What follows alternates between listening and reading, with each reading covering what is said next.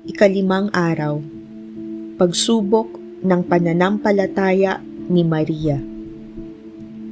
Kung paanong ang paglalakbay ng pananampalataya ni Abraham ay dumaan sa matinding pagsubok nang tawagin siyang ialay si Isaac, gayon din ang paglalakbay ng pananampalataya ni Maria ay sumailalim sa isang katulad na pagsubok. Gayunpaman, habang si Abraham ay hindi kinailangang ituloy ang sakripisyo, si Maria naman ay kailangang masaksihan at naroon sa harap ng pagpapahirap at pagpatay sa kanyang pinakamamahal na anak hanggang sa huling sandali ng paghihirap nito. Kinailangan niyang tumayo at pumayag sa pag-aalay ng biktima. Kinailangan niyang manatili roon sa pananampalataya, umaasa kahit laban sa pag-asa. Doon sa Kalbaryo sa paanan ng krus, nakita natin kay Maria ang malwalhating kaganapan ng pananampalataya. Sa gitna ng pinakamatinding kadiliman, doon natin nakikita ang makinang na pagpapala ni Elizabeth na lalong nagningning sa kaluwalhatian. Pinagpala siya na naniwala na matutupad ang sinabi sa kanya ng Panginoon. Oo, pinagpala siya na naniwala sa paanan ng krus. Pinagpala siya na naniwala sa imposible. Pinagpala siya na naniwala na ang Diyos ay may kapangyarihang bumuhay muli ng mga patay. Iyan ang pananampalataya. Muli, ito ang maringal na kaganapan ng pananampalataya. Ito ang pinakadakilang liwanag ng pananampalataya na kumikinang sa gitna ng pinakamalalim na kadiliman. Ngayon, pagnilayan nating muli ang mga salita ng anghel na pinaniwalaan ng ating mahal na ina tungkol sa kanyang anak na si Jesus. Siya ay magiging dakila at ang Panginoong Diyos ay magbibigay sa kanya ng trono ng kanyang amang si David at siya ay maghahari sa angkan ni Jacob magpakailanman. At ang kanyang kaharian ay walang katapusan. At ngayon, pagnilayan ang reaksyon ni St. John Paul II at ang kanyang komentaryo sa mga salitang ito, kaugnay ng pinakamatinding pagsubok ng pananampalataya ni Maria. Nakatayo sa paanan ng krus, si Maria ay saksi sa paningin ng tao ng ganap na pagsalungat sa mga salitang ito. Sa kahoy ng krus, nakabitin ang kanyang anak sa paghihirap bilang isang hinatulang mamamatay. Siya ay hinamak at itinakwil ng mga tao. Isang taong tigib ng dalamhati. Siya ay hinamak at hindi natin siya pinahalagahan, gaya ng isang winasak. Gaano kadakila kung gayon ang pagsunod sa pananampalataya na ipinakita ni Maria sa harap ng hindi maabot na mga paghatol ng Diyos. Paanong lubos niyang ipinagkatiwala ang sarili sa Diyos nang walang pag-aalinlangan, ibinibigay ang buong pagsang-ayon sa kanyang pag-iisip at kalooban sa Diyos na ang mga daan ay hindi maarok.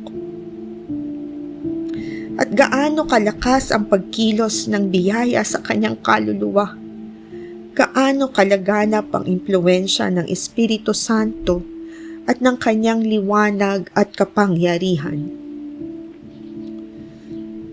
Grabe, no? Ang daming padamdam mula sa isang Santo Papa. sunod-sunod. Bakit gaano kasidhi ang kanyang sigasig? Dahil muli, nakarating na tayo sa kasukdulan ng pananampalataya.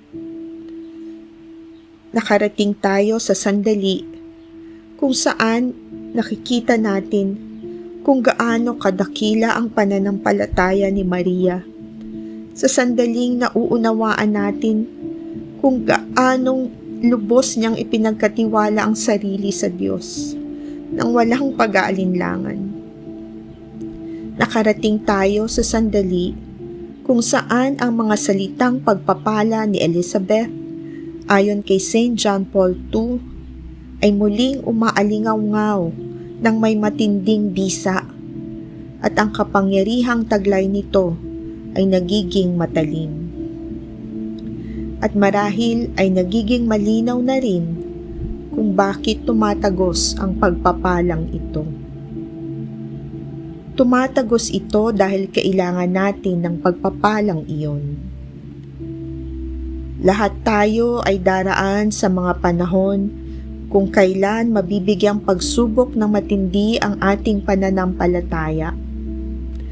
Makakaranas tayo ng matinding kadiliman at paghihirap at magtatanong tayo, nasaan ang Diyos?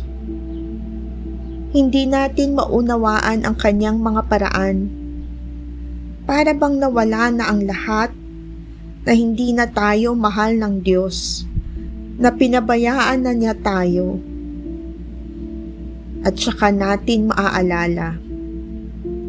Sana nga maalala natin ang halimbawa ni Maria ng pananampalataya sa paanan ng krus.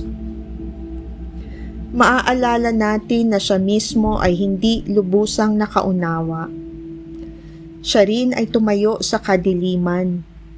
Siya rin ay may pusong sugatan at wasak. Alalahanin din natin na hindi siya sumuko sa kadiliman, kundi kumapit siya sa Diyos na may liwanag ng pananampalataya. At pagkatapos, sana aalalahanin natin ang mga biyaya. Aalalahanin natin ang mga salita ni Elizabeth. Pinagpala ang babaeng naniwala na matutupad ang sinabi sa kanya ng Panginoon.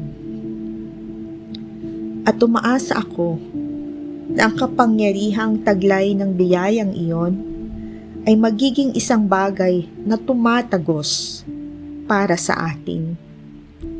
Sa ibang salita, umaasa akong ang biyaya ni Elizabeth ay maaring magamit sa atin na ang mga sumusunod na salita ay masasabi rin sa atin.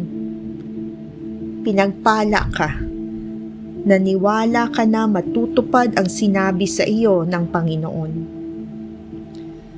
At ano ang sinabi sa atin?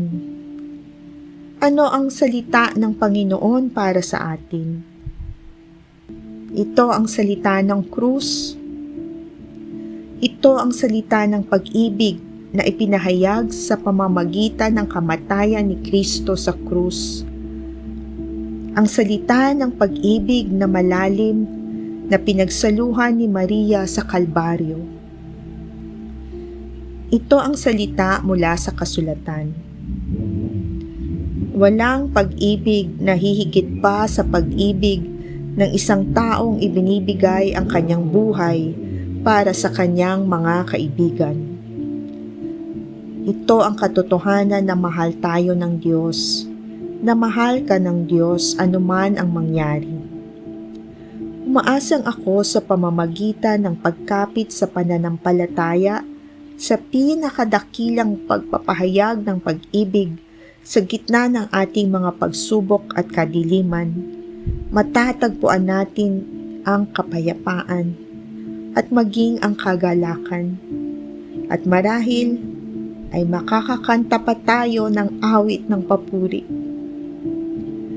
Bukas, pag-usapan natin ang awit ng pananampalataya at papuri ni Maria. Manalangin tayo. Halina, Banal na Espiritu, apoy ng awa. Tulungan mo akong maniwala sa Diyos at sa Kanyang pag-ibig para sa akin, kahit na ako ay napapalibutan ng kadiliman. Amen.